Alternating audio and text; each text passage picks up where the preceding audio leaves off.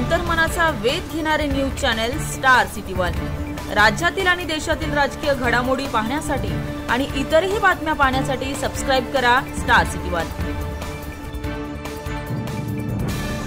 सांगली जिल्हा मध्यवर्ती बँक म्हणजे राजकारण्यांचा एक अड्डा झालेला आहे। इथल्या सगळ्या नेत्यांचा राजकारण सांभाळण्यासाठी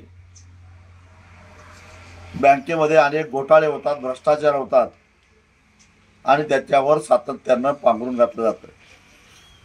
या संदर्भामध्ये शासनाकडे अनेक वेळा मी तक्रारी केल्या आहेत, उदाहरणासहित तक्रारी केल्या आहेत। दुर्दैवाने सरकार सुद्धा याच्याकडे लक्ष द्यायला तयार नाही। सध्या बँकेतल्या कर्मचाऱ्यांच्यावर संचालक मंडळाचा अंकुशच राहिलेला नाही आणि त्यामुळे या कर्मचाऱ्यांनी कदाचित त्याच्यामध्ये संचालक मंडळ सुद्धा सामील असू शकतं। 2,43,00,000 एवढा सर्वसामान्य जनतेच्या पैशावर दरोडा घातलेला आहे।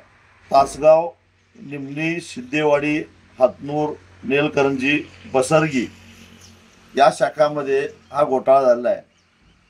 अजून तपासणी केली तर अजून किती शाखांमध्ये अशा प्रकारचा घोटाळा बाहेर येतो हे तपासणी केल्यानंतरच कळेल।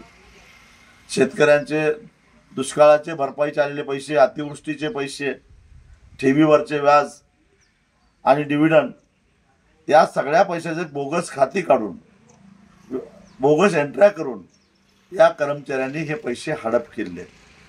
अर्थात त्याला पाठबळ असणारच, राजकीय पाठबळ असणार आणि म्हणून मी शासनाला विनंती केली आहे, मुख्यमंत्र्यांना, उपमुख्यमंत्र्यांना, सहकार सचिवांना, सहकार आयुक्तांना पत्र लिहून विनंती केली आहे की पहिल्यांदा या बँकेवर प्रशासक नेमा आणि सखोल चौकशी करा।